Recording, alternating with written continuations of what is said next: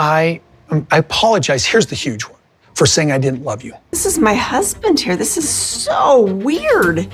You know damn well you loved her because you wouldn't have got married. You wouldn't have had all these kids if you didn't love her. There is so much water in the bridge. I'm here to apologize. Start with your kids. Cody didn't invite David for closure. He invited him for damage control. Cody's latest gesture of magnanimity, inviting David to an apology conversation with Christine, lands with all the sincerity of a staged ribbon cutting. The stated rationale is especially revealing: the urgent need to get to know David. Not because David shares a household with a minor child, but because David has allegedly made comments about Cody without even knowing him. In other words, the priority is not the welfare of a daughter living under another man's roof. The priority is reputational management. A parent concerned with stability would begin with the obvious: understanding the daily environment of the child. Instead, the entire premise is framed as a grievance against Cody, an injustice to Cody, and a healing journey, conveniently, through Cody. Even the delivery underscores the point. The agitated, almost performative breathing that follows the complaint about being discussed without knowing him is less the sound of contrition than the sound of someone struggling to keep rage and self-pity from spilling into the scene. The fixation is not on accountability. It is on male validation. Cody appears so hungry for approval from other men that he cannot conceal the resentment when it is not automatically offered. It is a bleak spectacle. A grown man auditioning for respect he believes is owed, while everyone else is quietly wondering why this is the headline of the day. Then comes the crowning flourish, the claim that Christine and David would never have met if the divorce had not happened, delivered with the unmistakable implication that the new relationship is, somehow, an indirect credit to Cody. Because of course it is. In this worldview, even a woman's post-divorce happiness must be reclassified as a footnote to his central narrative. It is the kind of self-congratulation that requires impressive mental flexibility. Dismantle a family, then demand applause for the romantic opportunities created in the rubble. The only genuinely effective line in the entire exchange comes from David, the reminder that the first apology should be directed to the children. It is telling that this simple prioritization feels radical in the room. The reluctance of others to say it plainly is understandable. Challenging Cody directly tends to trigger anger, which may be entertaining from a distance, but exhausting and destabilizing in real life. Silence, in that context, reads less like agreement and more like self-preservation. And the record on the child in question does not help Cody's case. Concern for Truly surfaces most noticeably when it can be converted into leverage, invoking 50-50 at the moment of separation, with the unmistakable undertone of minimizing financial responsibility. The added melodrama about the state taking a child without a custody agreement leans on old anxieties about government intrusion and polygamy, as though fear itself can substitute for responsible planning. The practical response, formal child support, reads not as vindictiveness, but as adult governance, paperwork instead of panic, accountability instead of theatrics. There is also the small matter of hypocrisy. Complaints about speaking on someone without knowing them ring hollow when Cody has been willing to discuss Robyn's ex without the inconvenience of meeting him.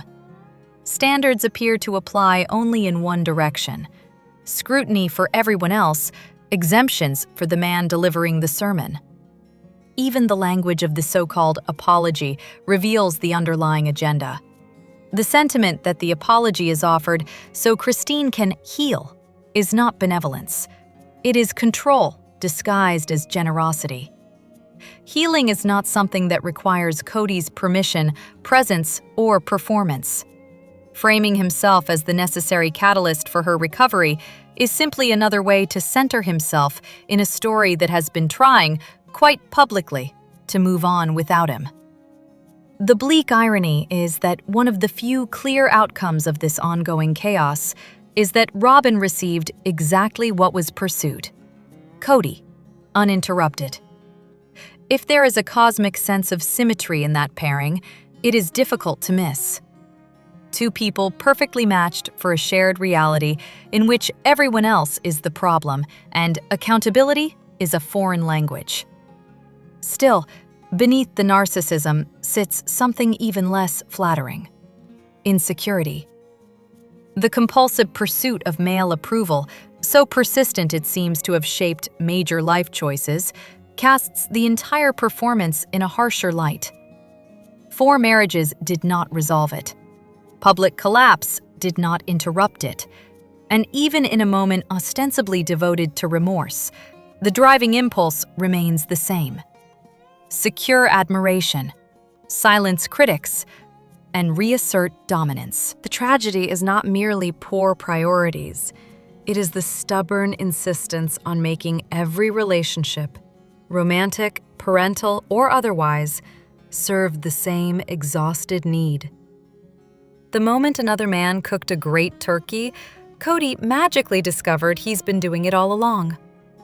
Cody's sudden insistence, floated during the Special Forces press tour, that he cooks the Thanksgiving turkey, is an impressive reinvention for a man whose on-screen culinary resume largely consists of scorching meat on a grill and calling it dinner.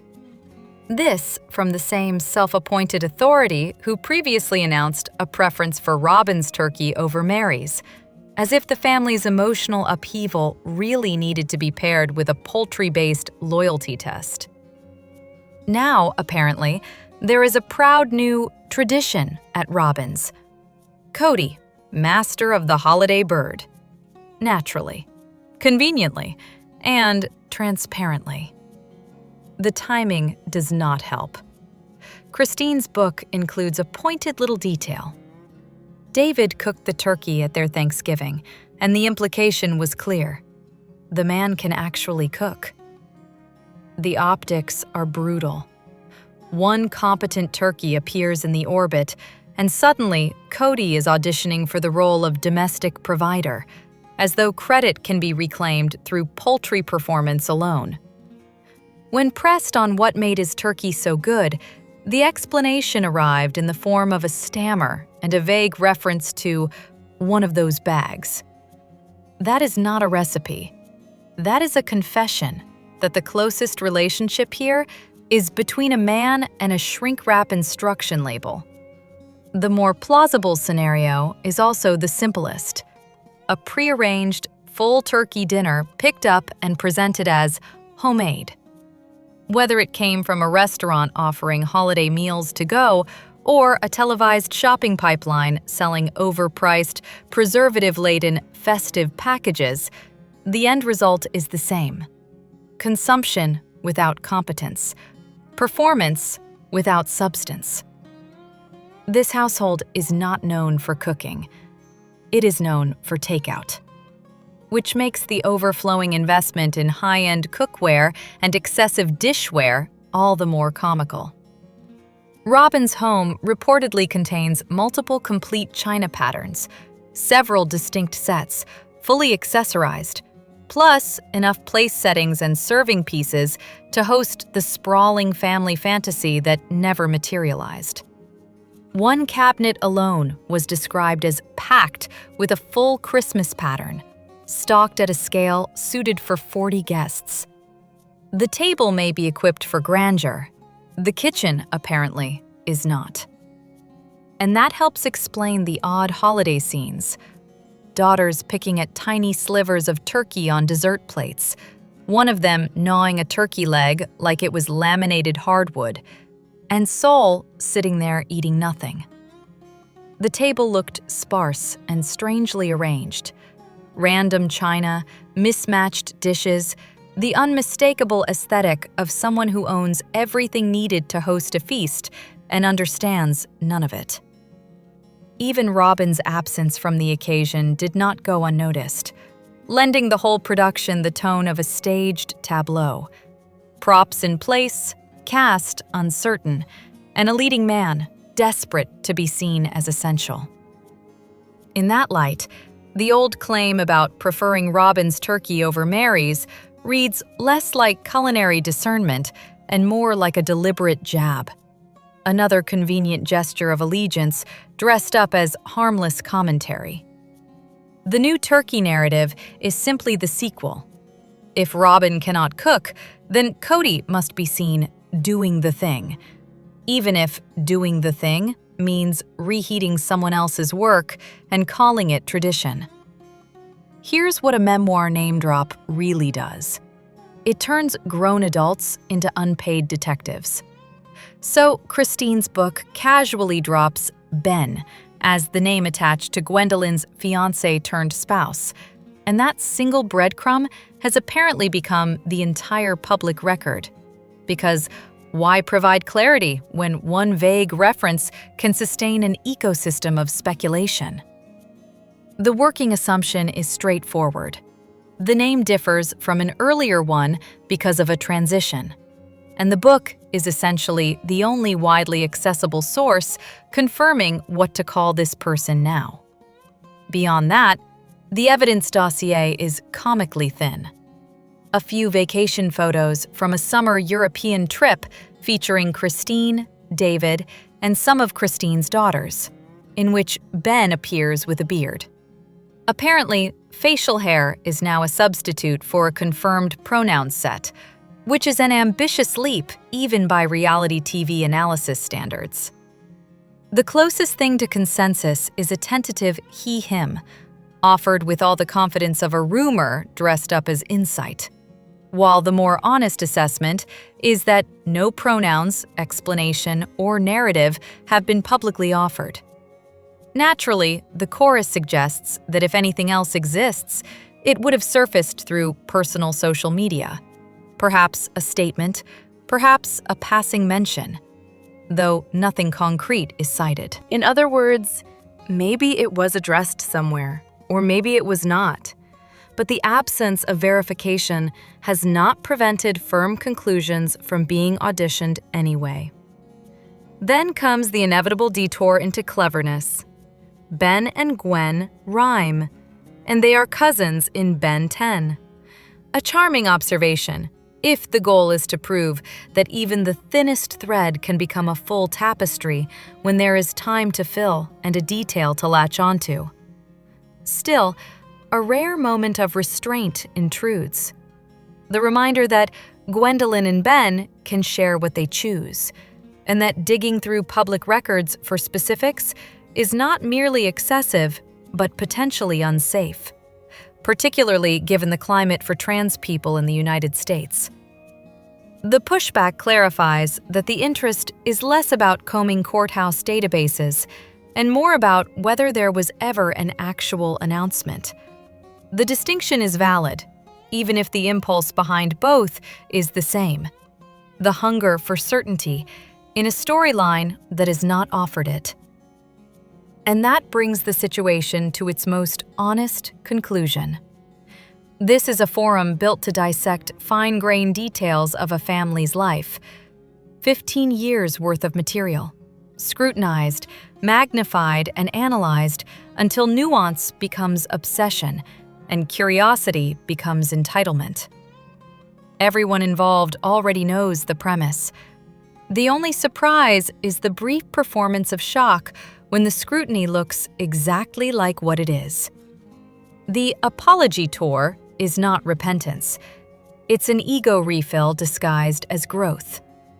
Janelle entertaining the notion of working it out is presented as a harmless mental reflex. Just one of those thoughts that happens when sitting down with an ex. An adorable attempt at normalizing the abnormal. For most people, that meeting triggers retrospective clarity, the kind that starts with, "What was that decision-making process?" and ends with quiet gratitude that the relationship is, in fact, over. Yet here comes Cody, bestowing the ceremonial compliment that she is the one he feels safest with. An honorific so transparently strategic, it should come with a disclaimer. And Janelle predictably softens, confirms the obvious, and admits the unthinkable. Reconciliation crossed the mind with genuine sincerity.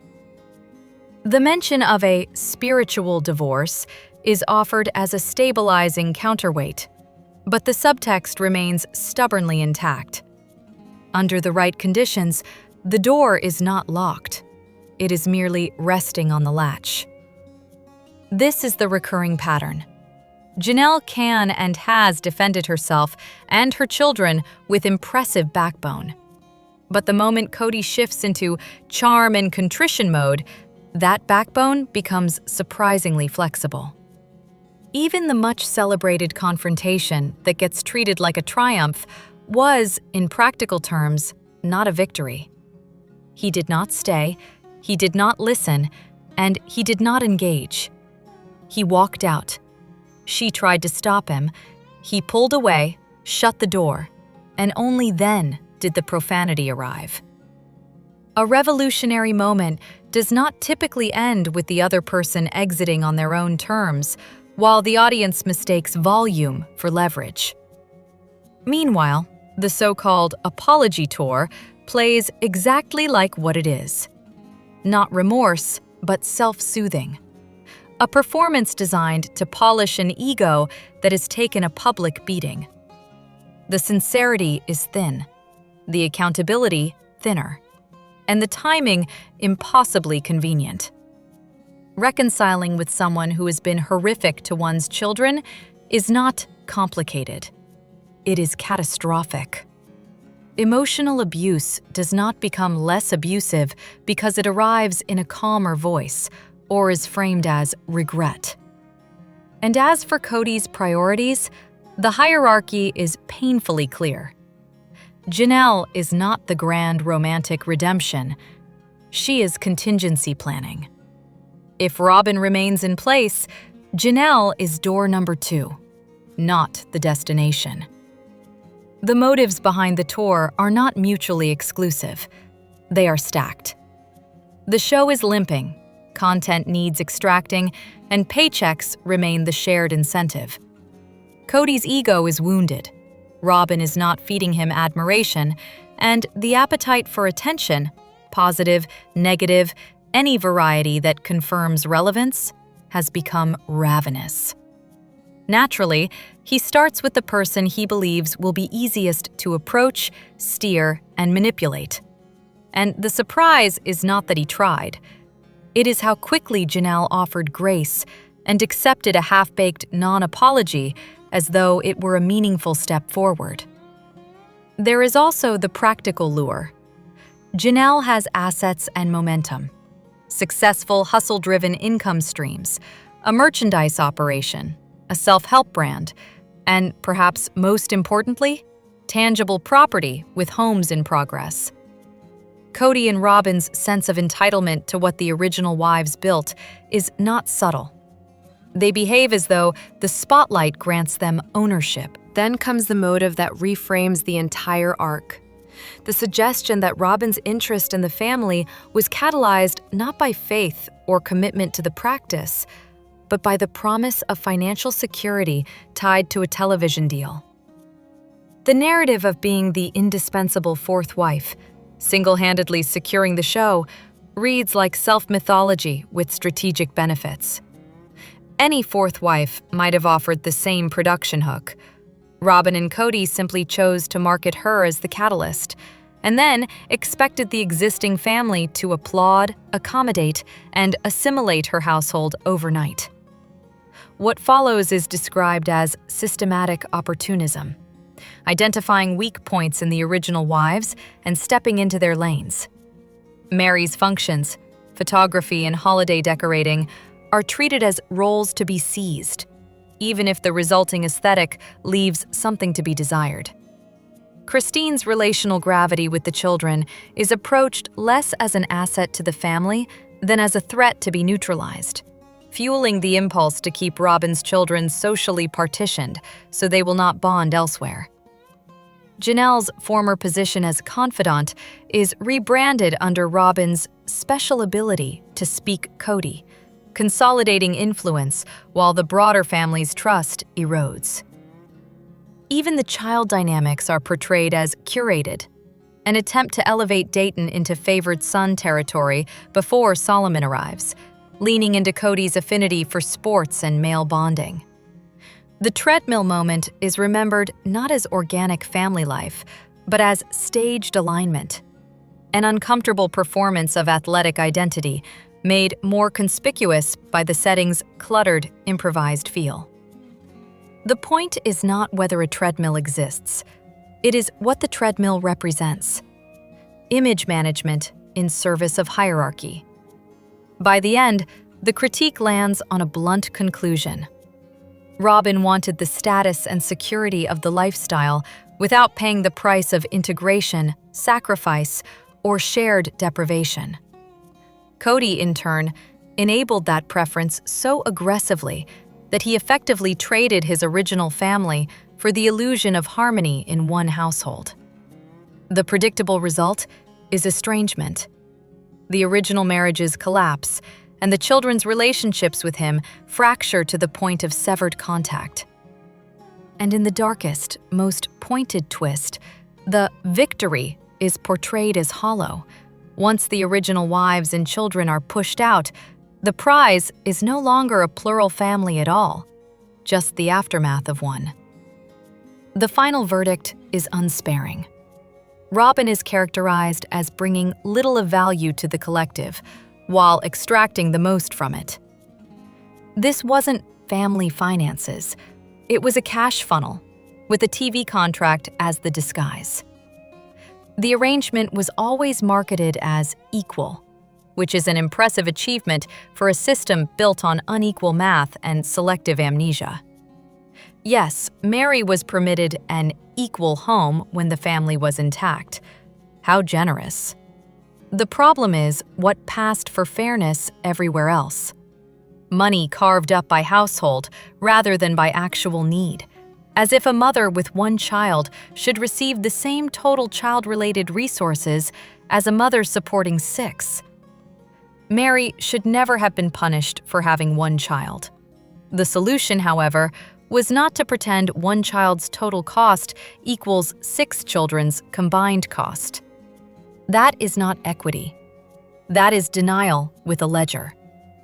A functional family budget would have required 2 very basic concepts: a per-child allocation for child expenses, activities, gifts, education savings, the ordinary costs of growing up, and a separate adult allocation for each wife, money that could be spent, saved, or managed independently without scrutiny. Instead, the system produced the predictable outcome. Some children living comfortably enough to treat restaurants as routine, while others were left to improvise meals and dignity.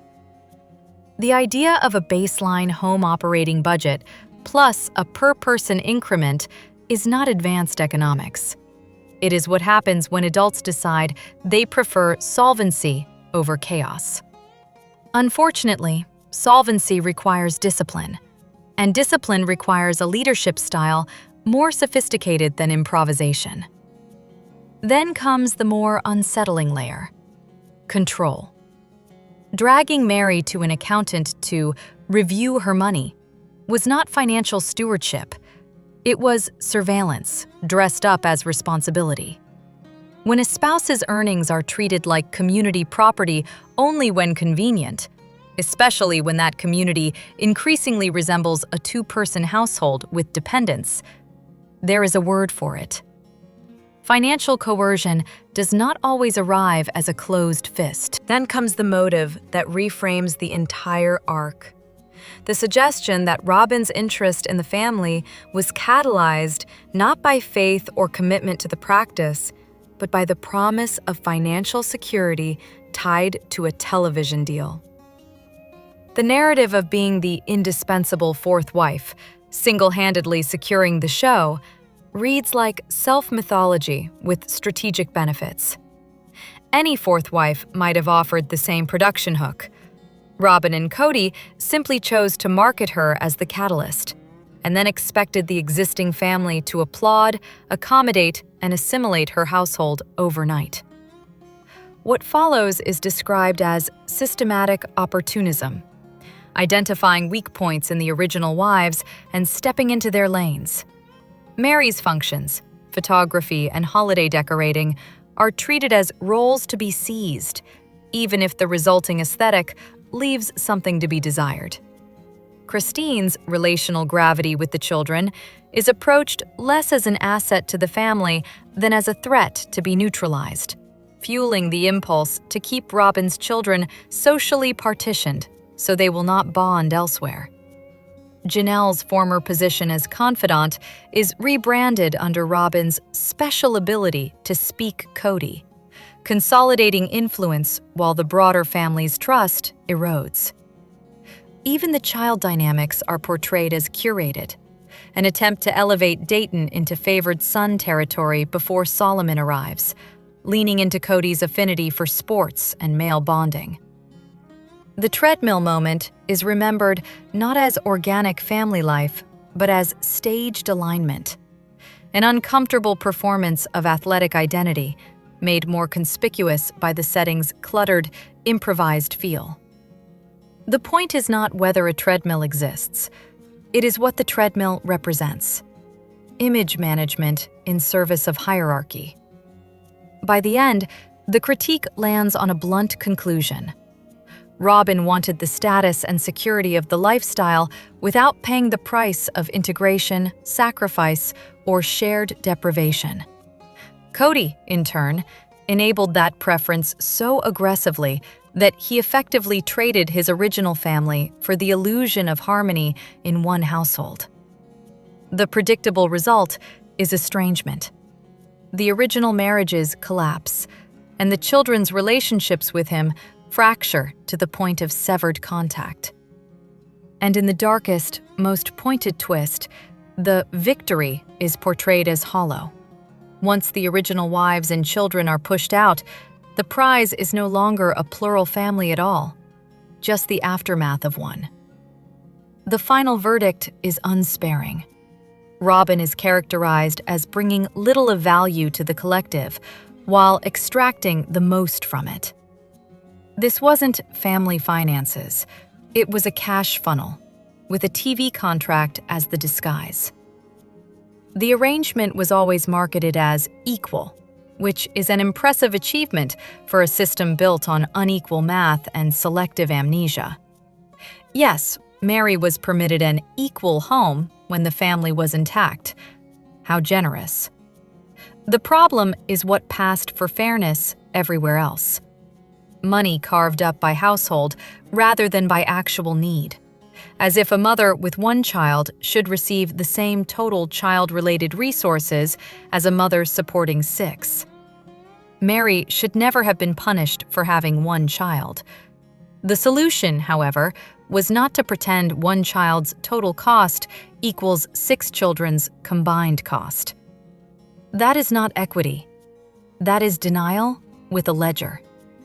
A functional family budget would have required 2 very basic concepts: a per-child allocation for child expenses, activities, gifts, education savings, the ordinary costs of growing up, and a separate adult allocation for each wife.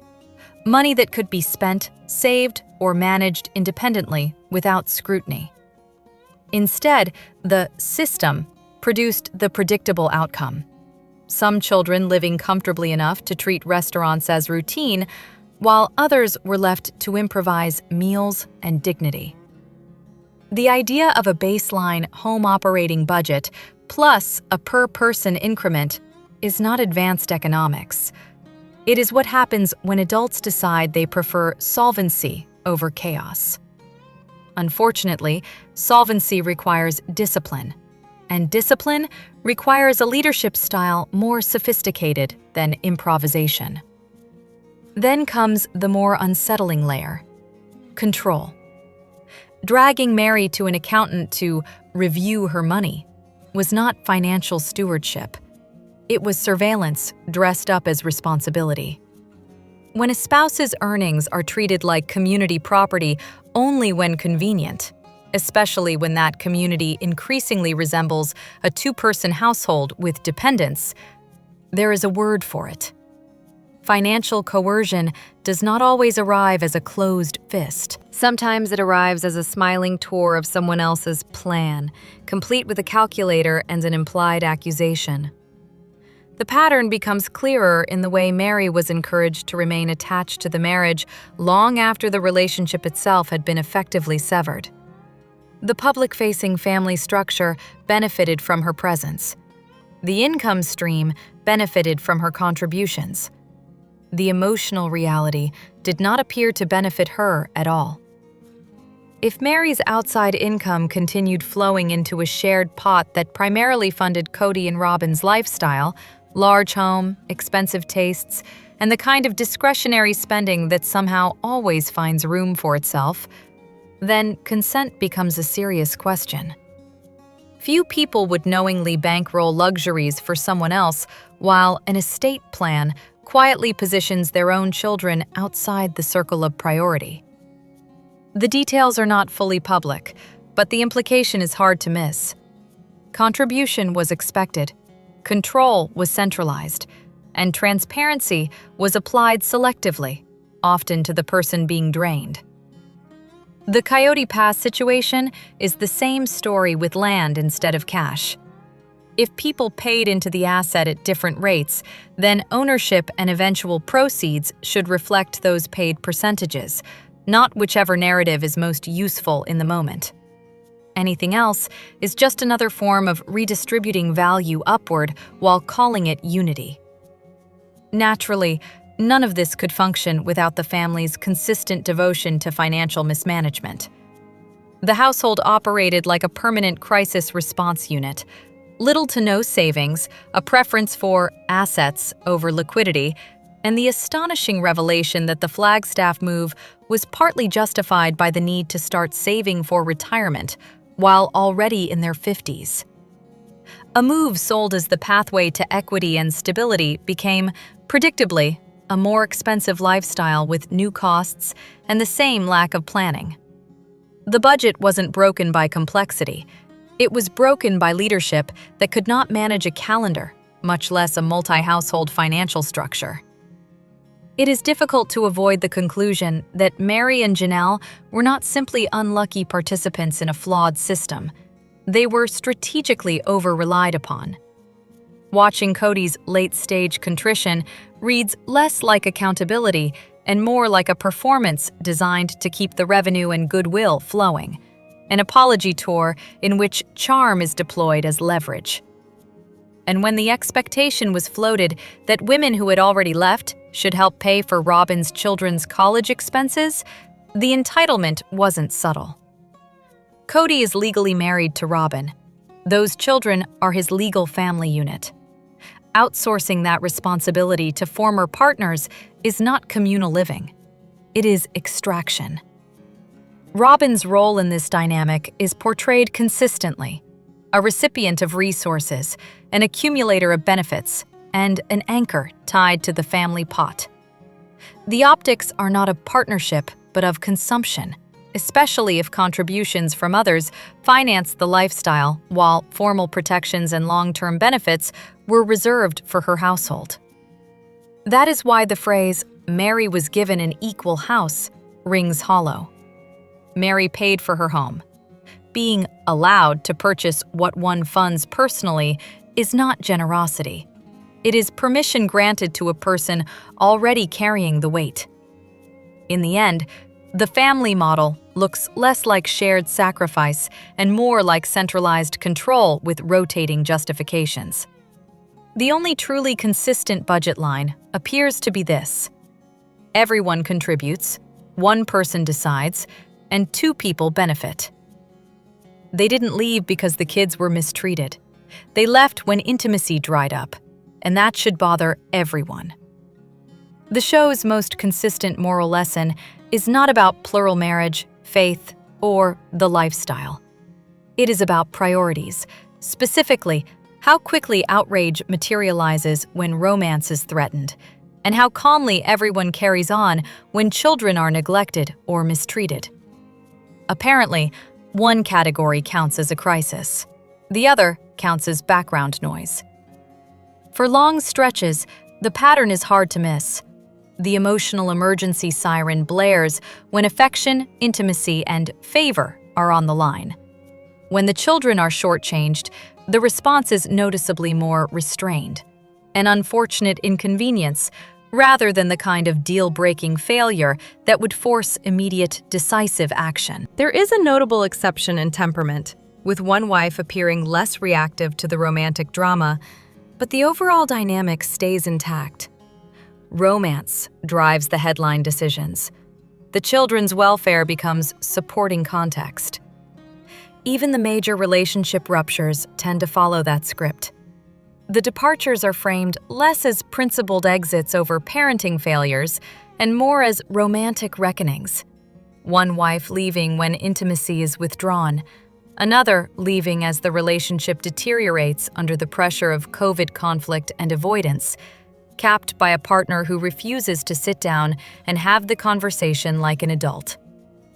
The underlying message is blunt. The relationship collapses when the romantic contract is breached, not when parenting collapses under neglect. This is where the critique turns sharp, because the standard being applied is not treat the children well. It is treat them equally. Equal neglect, equal disregard, equal crumbs, fairness achieved through uniformly low expectations. The women appear to operate on an assumption that equal treatment is the best they can demand, and they accept reduced outcomes for their children in service of the collective arrangement. That posture is not maternal sacrifice. It is the normalization of scarcity, repackaged as unity. And yet, the arrangement is not remotely as communal as it pretends to be. Beneath the rhetoric of togetherness sits a competitive hierarchy where favor becomes currency. The same adults who accept less for their children in the name of the good of all also maneuver for status, attention, and preferential standing. The contradiction is almost elegant. Self-denial for the children is treated as noble. Stepping over another wife to secure favor is treated as survival. One wife's arc illustrates the emotional mechanics particularly clearly. The persona is likable, but the dependency on attention and a highly romanticized vision of marriage becomes a slow-motion trap. When someone is deeply invested in a fantasy of intimacy, even a few crumbs of affection can be misread as a meal. That makes it easier to overlook behavior that should be disqualifying, because the hope of being wanted becomes the organizing principle. It is not that the neglect disappears.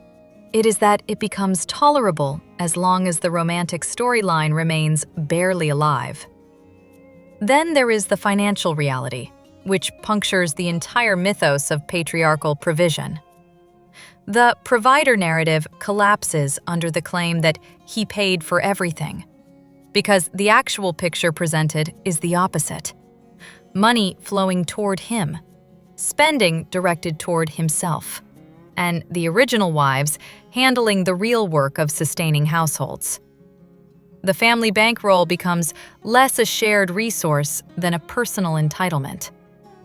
The result is a structure where the adults fund the image of leadership while living the reality of self-reliance. So what does the show reveal when the sentimentality is stripped away?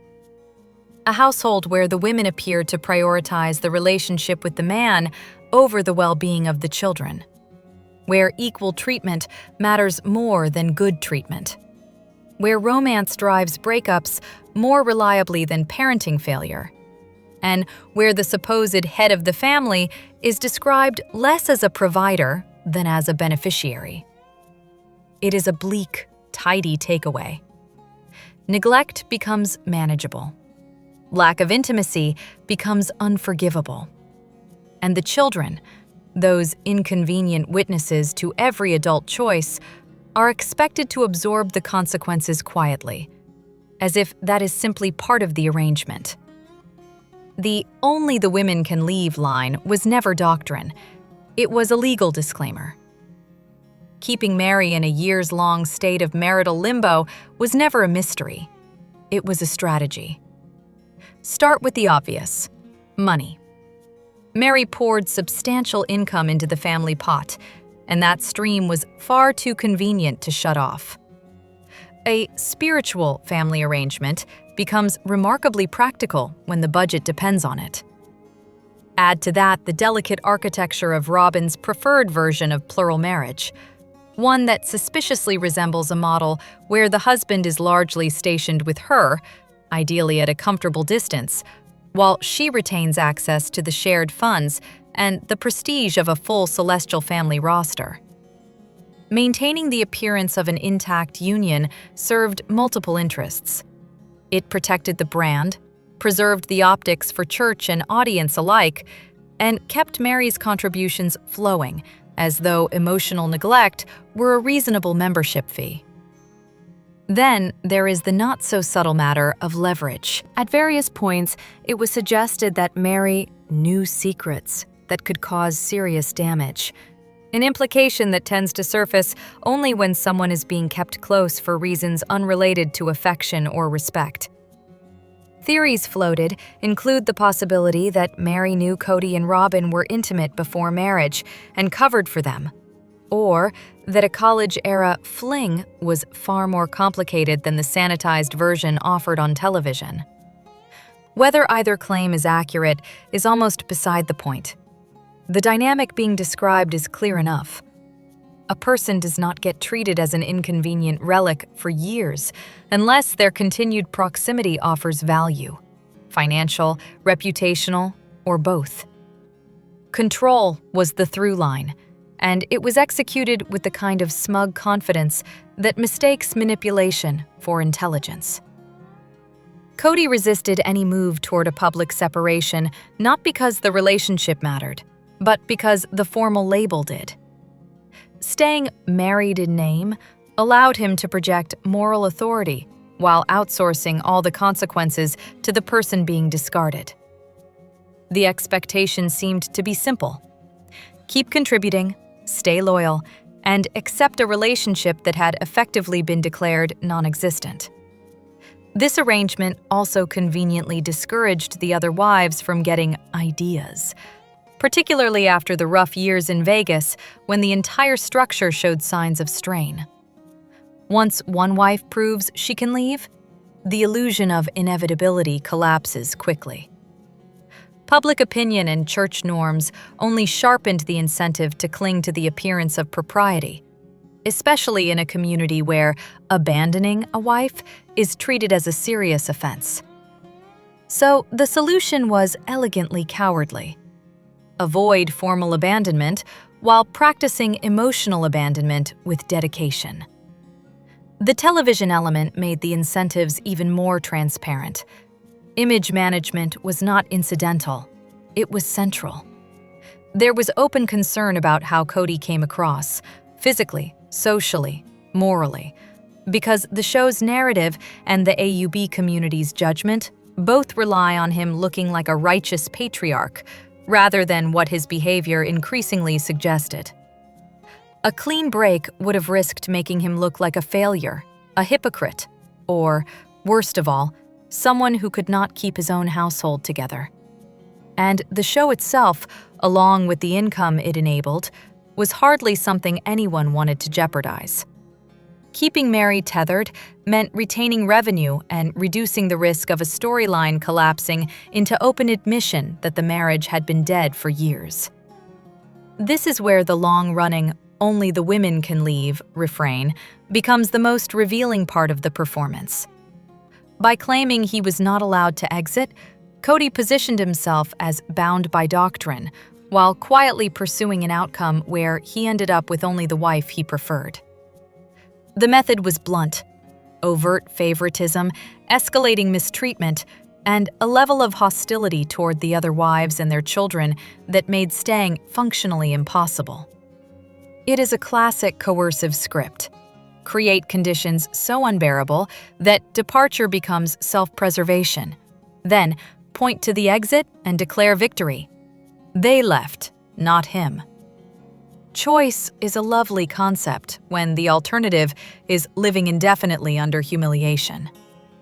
The insistence that this was all a matter of the wives' decisions asks the audience to ignore what was plainly visible. The decisions were engineered. As for the timing of the conversation about going public, it plausibly intersects with Christine's departure and could help explain Mary's reaction. Because once one wife breaks the seal, the entire arrangement stops being a private struggle and becomes a public reckoning. Still, the simplest explanation remains the most consistent with the behavior on display. Mary was kept hanging because it was useful, because he could, and because the arrangement served ego, optics, money, and control in precisely that order. The tragedy is not that the pattern is hard to decode. It is that it was executed so openly while insisting no one would notice. Anyone paying attention could subscribe.